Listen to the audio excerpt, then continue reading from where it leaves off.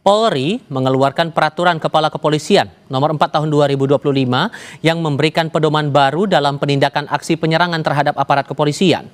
Peraturan ini mengatur langkah-langkah tegas dan terukur yang dapat diambil polisi dalam menghadapi situasi berbahaya. Namun, aturan ini pun menimbulkan berbagai pertanyaan dan kekhawatiran, terutama terkait aspek hak asasi manusia, prosedur hukum, serta akuntabilitas aparat dalam pelaksanaannya. Kami diskusikan ini dalam berbagai sisi, terutama dari segi hukum, sosial, dan implementasinya di lapangan secara kritis dan berimbang bersama dengan dua narasumber kami. Lewat sambungan dalam jaringan sudah bergabung Komisioner dari Komisi Kepolisian Nasional, Yusuf Warshim. Pak Yusuf, dengan Tifal, apa kabar Pak? Alhamdulillah. Terima kasih sudah bergabung bersama kami. Sementara di studio Kompas TV sudah bergabung juga Ketua Umum YLBHI Muhammad Isnur. Mas Isnur, apa kabar? Baik, Mas Tifal. Terima kasih sudah bergabung juga dan sudah datang di studio Kompas TV kali ini. Pak Yusuf, begini, kalau mengutip pernyataan dari Kabag Penum Humas Polri, Pak Erdi Caniago, Perkap ini keluar bukan bentuk reaktif atas suatu peristiwa, tapi pedoman yang lebih bersifat antisipatif dan preventif. Tapi publik sudah kadung menangkap pandangan Perkap ini keluar, ini merujuk dari peristiwa demo yang berakhir rusuh pada akhir Agustus lalu. Jadi yang tepat yang mana Pak sebetulnya? Perkap ini didasarkan keluar karena apa? Iya, ya kita sebenarnya kaget juga kok Perkap seperti ini pada saat ini itu cepat-cepat diterbitkan, gitu. Tidak mempertimbangkan situasi dan kondisi yang pada saat ini barangkali itu lebih tepat sebenarnya sesuai dengan aspirasi publik yang ada. Apabila itu dapat ditangkap dengan baik, bagaimana kita melakukan evaluasi dan penyempurnaan peraturan perundang-undangan yang ada saat ini terkait dengan penanganan unjuk rasa, yang itu diantaranya peraturan mengenai penggunaan kekuatan, peraturan penanganan anarkisme, peraturan terkait dengan pengendalian massa. Saya kira sebenarnya yang memiliki momentum yang sangat tepat sesuai dengan situasi dan kondisi, itu yang perlu dilakukan evaluasi dan penyempurnaan sesuai dengan dinamika yang ada. Nah, kalau namanya peraturan itu kan secara yuridis pasti ada kebutuhan hukum. Apakah kebutuhan hukum itu mendesak atau tidak? Nah, setidaknya ya kami tentu sebagai pengawas fungsional dalam hal ini, ketika sebelumnya ada dimintakan saran dan masukan, tentu kita akan memberikan saran dan masukan. Tapi sayangnya itu kami tanyakan pun kepada rekan-rekan yang lain, belum ada informasi terkait dengan akan adanya terbit Perkap itu. Baik. Ada tiga hal. Yang pertama terkait dengan kebutuhan hukum, meskipun di dalam konsideran menimbangnya itu disebutkan secara sosiologis sering menghadapkan situasi ancaman. Tapi kan ini digunakan satu diksi penindakan terhadap penyerangan. Maka pertanyaan filosofis yang harus bisa dijawab, mengapa dilakukan penyerangan? Yang kedua, pertanyaan secara sosiologis, siapa yang melakukan penyerangan itu? Itu harus bisa diberikan jawaban yang bisa memberikan satu gambaran. Siapa yang menjadi subjek penyerang, siapa yang menjadi objek diserang, itulah dijawab mengapa dilakukan penyerangan. Dan siapa yang melakukan penyerangan itu. Baru yang ketiga, pertanyaan secara yuridis, apakah ketentuan-ketentuan norma-norma yang ada itu tidak bisa menjangkau terkait dengan hal-hal apabila itu kaitannya dengan pelanggaran hukum. Itu. Nah, oleh karenanya tentu ini barangkali ya sudah mendapatkan kritikan dari publik, salah satunya oleh Mas Isnur ini ya pasti. Maka menurut kami semestinya apabila memang ada kebutuhan hukum seperti ini ya ditahan.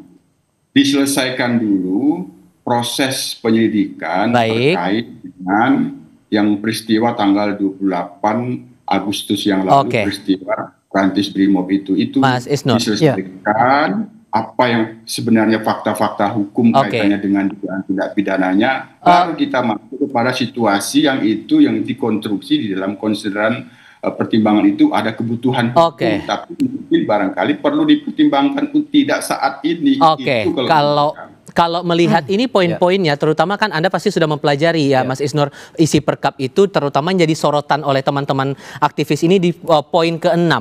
Pasal 6 yang dinilai ini bertentangan dengan nilai-nilai hak asasi manusia, mengingat belum ada batasan yang jelas soal tindakan yang tegas dan terukur dalam aturan ini. Anda merasanya arahnya gimana nih? Jadi gini Mas Tifal dan seluruh warga Indonesia, peraturan itu dibuat akan jadi rujukan bagi setiap anggota dalam melakukan tindakan. Maka berhati-hatilah membuat peraturan karena dia bisa berdampak serius di lapangan ketika dia multitafsir, ketika dia tidak jelas rujukannya, tidak jelas standarnya, akan dipakai secara sembarangan. Misalnya di situ ada aturan penggunaan senjata api secara tegas dan terukur. Seperti apa tegas? Seperti terukur? Itu kan nggak ada indikasinya, nggak ada indikatornya. Bagi banyak anggota tertentu misalnya, di lapangan ketika ada orang mau datang berkonvoi pakai motor dianggap serangan, dia anggap sebagai terukur dan tegas, dia tembak misalnya. Jadi satu undang-undang, satu peraturan ini hati-hati membuat.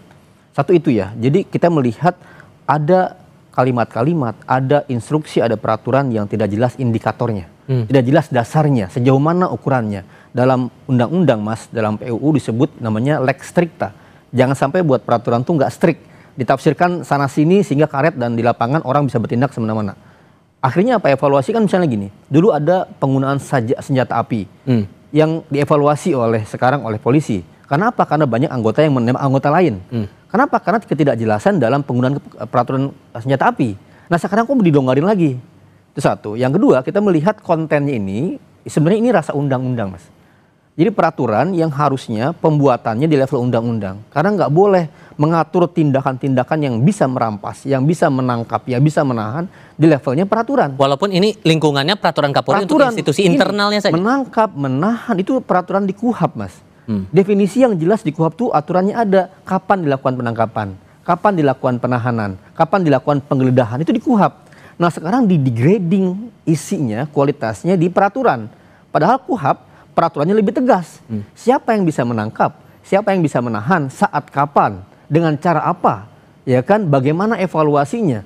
Jadi dia sebenarnya bertentangan dengan aturan yang ada di KUHP dan bahkan bertentangan dengan aturan yang di kepolisian sendiri. Ada namanya Perkap 1 2009 tentang penggunaan kekuatan kepolisian. Itu lebih jelas, lebih clear peraturannya. Ada lagi misalnya juga Perkap nomor 8 tahun 2009 tentang implementasi HAM. Jelas indikatornya. Jadi bahkan ini bertentangan dengan peraturan yang sendiri. Yang ketiga, kalau ada pelanggaran, kalau ada kejadian, kalau ada tindakan penyalahgunaan wewenang, di mana mekanisme pengawasannya? Jadi bagi saya ada 5 hal yang tadi, dari saya 3, tambahannya dari 2, dari Pak Yusuf dan dari Pak Ijul. Dari Pak Yusuf tadi momentum Mas. Ini orang kadang sedang kecewa dengan kepolisian. Banyak yang meninggal, banyak yang luka-luka, banyak yang dikerasi saat demonstrasi. Problemnya di situ. Kemarin kami YLBI diundang oleh Pak Kapolri dan menyampaikan masukan. Yang gatel di sana, yang penyakit di sana, tiba-tiba keluar obat di sini. Bukan mengobati yang ini. Anda menangkap arahnya buat apa kalau begitu? Iya, pertanyaannya ini tidak menjawab harapan masyarakat dalam desakan reformasi kepolisian. Justru ini bagian tindakan yang menambah catatan buruk dalam produksi kebijakan di internal. Oke, soal reformasi kepolisian kita akan coba bahas itu nanti. Nah, Pak Yusuf, ada pandangan bahwa Perkap ini sudah hilang nih nilai unsur-unsur menjunjung hak asasi manusianya. Dari Kompolnas juga menangkap begitu? Ya, itu tentu kita sudah masuk pada substansi. Sementara kita sendiri sebenarnya tidak perlu kita masuk kepada substansi itu ya. Pada posisi perlu dipertimbangkan terbitnya Perkap ini, ketika pun dikatakan ada kebutuhan hukum, tentu situasi dan kondisi pada saat ini, apa yang dimaksud kebutuhan itu ya kita lihat bagaimana kebutuhan publik, kebutuhan masyarakat, tuntutan dan harapan publik dan harapan masyarakat terhadap Polri itu apa. Nah, jadi kami tentu tidak ingin masuk terlalu cepat kepada persoalan-persoalan substansi karena saya sendiri sebagai anggota Kompolnas ya terkaget-kaget mengapa Perkap ini pada saat ini diterbitkan. Padahal dari KUHP yang ada sekarang juga sebetulnya sudah mumpuni menurut Anda begitu Pak? Yaitu nanti perdebatan kita pada wilayah substansi, bagaimana norma itu dirumuskan ketika menyebut penangkapan, penggeledahan, itu kan sudah masuk tahapan penyidikan. Apakah Perkap ini boleh mengatur yang itu sebenarnya sudah sangat strict, itu masuk dalam kaitannya dengan penyidikan. Mengapa disebut penindakan? Maka kan ketika ruang lingkupnya itu masih sedemikian rupa bisa dipandang multitafsir, ini penindakan yang dimaksud penyidikan atau bukan, nah itu perlu dilakukan perdebatan lebih luas dan panjang lagi. Oleh karena itu, sekali lagi kami sebagai pengawas fungsional Polri dalam hal ini tidak ingin masuk dulu kepada persoalan substansi itu. Bahwa Perkap ini sekali lagi masih diperlukan adanya sebuah pertimbangan yang lebih luas yang dimaksud dengan kebutuhan hukum yang pada saat ini adalah kebutuhan publik, kebutuhan masyarakat. Tadi pertanyaan yang saya sudah sampaikan, mengapa ada penyerangan terhadap kepolisian? Mengapa kepolisian itu dijadikan sasaran penyerangan? Itu harus ada jawabannya dan itu bisa menjelaskan, oh ternyata begini-begini. Nah, publik sendiri apa sebenarnya yang dituntut kepada Polri? Oleh karena itu, tentu yang seharusnya tadi sudah disinggung oleh Mas Isnur, seolah-olah ini nggak nyambung. Publik menginginkan ini, yang dibuat begini. Nah, ini yang harus diketemukan dulu. Nah, oleh karena itu, kalau kita bicara tentang situasi saat ini, sebagaimana yang saya sampaikan tadi, yang perlu dan mendesak untuk dilakukan saat ini, dilakukanlah evaluasi dan penyempurnaan berbagai macam peraturan-peraturan yang itu terkait dengan penanganan unjuk rasa. Ada 3 itu yang paling utama: penggunaan kekuatan, penanganan anarkisme, 3 pengendalian massa, yang itu sudah tidak relevan dengan situasi dan kondisi. Misalnya sistem korlap pada saat ini kan tidak lagi fisik, apalagi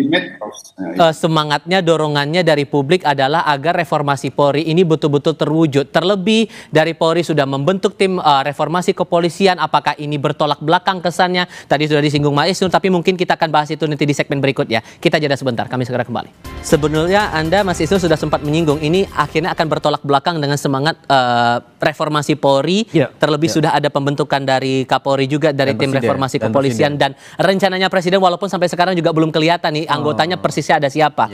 Cuman kan pada akhirnya dilihatnya begini, karena ini aturan internal, ya harusnya kan tidak perlu dipermasalahkan, kasarnya begitu. Kalau mau diatur kali ini kan bentuk penegasan karena sudah ada KUHAP, ya pelapisnya adalah Perkap. Bagian mana yang hilang dari nilai-nilai reformasi Polri itu? Internal, tapi targetnya adalah eksternal. Ini kan internal, tapi ngasih kewenangan untuk anggota melakukan tindakan ke eksternal.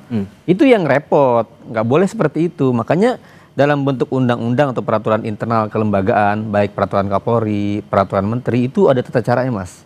Ada namanya undang-undang tentang pembentukan peraturan undang-undangan. Perkap-perkap seperti ini harus direview dulu oleh Kementerian Hukum. Ada Dirjen PP di sana, perundang-undangan. Diatur apakah dia sesuai dengan undang-undang yang lain, apakah dia selaras, apakah tidak bertentangan, apakah materi muatan undang-undangnya itu memang harus oleh Perkap atau oleh undang-undang. Nah, saya curiga Perkap ini tidak direview oleh Kemenkum dan Setnek. Jadi perlu ditanya nih kepada Kemenkum dan Setnek apakah melalui review standar pembuatan perundang-undangan. Dan Perkap ini keberlakuannya nggak bisa langsung berlaku langsung, harus dimasukkan dalam lembaran berita negara. Gitu, itu aturan undang-undang. Maka pertanyaannya apakah ini memenuhi syarat seperti itu semua? Maka bagi saya Presiden Prabowo ya melalui Setnek dan Kemenkum harusnya mereview peraturan ini. Kalau kepolisian atau Kapolri tidak mau mencabut, tidak mengubah, direview. Apakah muatannya, tata caranya sudah benar apa tidak? Meskipun penindakannya di dalam itu sudah dibuat secara berjenjang, mulai dari peringatan lisan sampai kemudian ada tindakan tegas dan terukur itu. Iya, tapi itu kan pertanyaannya itu levelnya di Perkap atau di undang-undang. Kalau misalnya di level undang-undang kan gini, setiap tindakan kekerasan atau ada tindakan kejahatan ditangkap di lokasi, kan ada namanya tangkap tangan dalam KUHAP. Itu bisa penangkapan, apa yang disebut dengan penangkapan ada di KUHAP. Jadi harusnya kata penangkapan, kata penyitaan, penggeledahan itu pakai definisi KUHAP, jangan bikin definisi sendiri. Di KUHAP itu Mas definisinya jelas, apa yang maksud dengan penyitaan, kapan bisa disita, kapan bisa ditangkap, kapan bisa digeledah, itu ada semua. Nah pertanyaannya kenapa nggak pakai KUHAP? Kenapa nggak pakai perkap yang sudah ada sebelumnya? Gitu. Dan momentumnya, situasinya nggak tepat sekali, betul sekali. Dan isinya multitafsir. Apa yang dimaksud dengan tegas dan terukur? Kapan terukur itu dengan cara apa? Kapan misalnya penggunaan peluru karet? Kapan penggunaan peluru tajam? Itu kan nggak ada, Mas. Definisi di situ, di batasan di mana? Baik. Oke, sehingga Pak Yusuf kalau melihat dinamikanya seperti ini, sesungguhnya secara umum perkap itu lahir untuk perumusan sampai akhirnya ada produk jadi perkap itu sama seperti regulasi-regulasi lain, harus ada diskusi dulu dengan pihak-pihak lain baru keluar aturannya, atau beda lagi mengingat ini aturan lingkungan internal Polri saja? Ya tentu kalau itu berdasarkan Undang-Undang Nomor 12 Tahun 2011 tentang pembentukan peraturan perundang-undangan, sebuah aturan itu dibentuk, diterbitkan dan ditetapkan itu pasti karena ada kebutuhan hukum dan kebutuhan masyarakat. Itu oleh karenanya ketika itu dipandang ada kebutuhan hukum, maka tentu kan di dalam pembentukan peraturan perundang-undangan kita bisa memaknai apa yang di dalam putusan Mahkamah Konstitusi itu yang disebut meaningful participation. Jadi partisipasi bermakna, meskipun perkap ini adalah peraturan yang itu berlaku di internal kepolisian, maka kita ajukan pertanyaan sosiologis tadi, karena di dalam membuat peraturan perundang-undangan itu kan ada landasan sosiologis. Maka pertanyaan sosiologis tadi harus bisa dijawab, yang itu bisa menggambarkan siapa yang akan diatur dan siapa yang akan disasar dalam aturan ini. Siapa yang melakukan penyerangan itu di dalam fakta-fakta sosiologis. Apakah aparat yang melakukan penyerangan atau bukan aparat? Itu. Kan itu kalau dilihat fakta-fakta sosiologisnya, yang kalau kontekstualnya sekarang, anarkisme yang itu ada di dalamnya melakukan perusakan fasilitas-fasilitas kepolisian, berarti kan masyarakat. Masyarakat yang dalam hal ini akan diatur. Oleh karenanya, maka di sini terbuka adanya meaningful participation. Maka meaningful participation itu perlu dilakukan yang disebut namanya evaluasi dan penyempurnaan, yang itu bisa melibatkan Mas Isnur sebagai melihat apakah kalau kita masuk kepada substansi yang disebut di dalam hal ini kan sebenarnya kan tindak pidana semua itu yang dimaksud penyerangan itu, pembakaran, perusakan, pencurian, perampasan itu kan tidak pidana. Perkapnya sudah ada penyidikan tidak pidana kalau itu tidak pidana. Maka kaitannya dengan penindakan yang dimaksud ini kalau kita sudah masuk ke perdebatan substansi, maka akan muncullah kritikan-kritikan yang itu disampaikan oleh Mas Isnur dan yang lain, itu yang menjadi pertanyaan bahwa ada pertentangan dengan KUHAP misalnya. Kan? Nah, kalau sudah itu ya itu perdebatan. Nah, tentu yang bisa memastikan ada pertentangan secara hukum memang itu wilayahnya ada Mahkamah Agung ketika dilakukan judicial review. Tapi itu sudah kelihatan terlebih dahulu ketika ada meaningful participation yang di dalamnya dilakukan evaluasi dan penyempurnaan. Karena ini mendadak, Pak, sorry saya potong, karena ini mendadak diketahui oleh Kompolnas, berarti Kompolnas belum dapatkan komunikasi apapun dari pihak Polri soal perkap ini, atau malah sudah ada perbincangan sebelumnya kenapa perkap ini keluar? Ya kita tadi kaget ada perkap ini diterbitkan, padahal situasinya pada saat ini harapan daripada publik, masyarakat itu Polri berbenah. Nah, Polri perlu dilakukan reformasi. Situasi dengan kaitannya dengan kegiatan unjuk rasa yang itu menimbulkan bentrok, korban, ada kebutuhan yang itu sebenarnya perlu dilakukan evaluasi dan penyempurnaan. Berbagai macam aturan penanganan unjuk rasa. Kan itu yang terlihat. Kebutuhan yang ada itu meskipun ini ada, tapi ada skala prioritas yang perlu dilihat. Artinya ya tadi sesuai dengan tema yang diangkat di dalam pembahasan kita pada sore ini, ya sebenarnya bukan langkah mundur reformasi, belum nyambung kepada apa yang dimaksud kaitannya dengan suara yang sudah nyaring reformasi itu nyampe ke istana negara. Kalau gitu Mas Isnur, terakhir untuk Anda, ini masih bisa direvisi atau ada kemungkinan dicabut, atau harusnya gimana sih merespon ini? Kapolri cabut dulu. Revisi kan harus dicabut dulu. cabut dulu, kemudian kalau emang ada kebutuhan pengamanan markas, kebutuhan pengamanan kantor, itu kan bisa diatur dengan banyak peraturan yang sudah ada. Pakai KUHP, pakai Perkap 129, pakai bagaimana itu ada semua. Jadi bagi saya ini ada upaya sebenarnya membuat kebijakan tapi jadi amburadul karena tidak matang persiapan dan pandangan kajian hukumnya. Baik. Jadi terlihat di situ di sana sini banyak bolong. Dan justru secara pandangan publik jadi kontraproduktif dengan harapan masyarakat, dorongan presiden, dorongan kita semua untuk reformasi. Ini malah menjadi menambah poin negatif. Oke. Baik, terima kasih Mas Isnur sudah hadir di studio Kompas TV. Pak Yusuf juga terima kasih sudah bergabung dalam diskusi kami kali ini. Sehat selalu semuanya. Selamat malam. Sehat.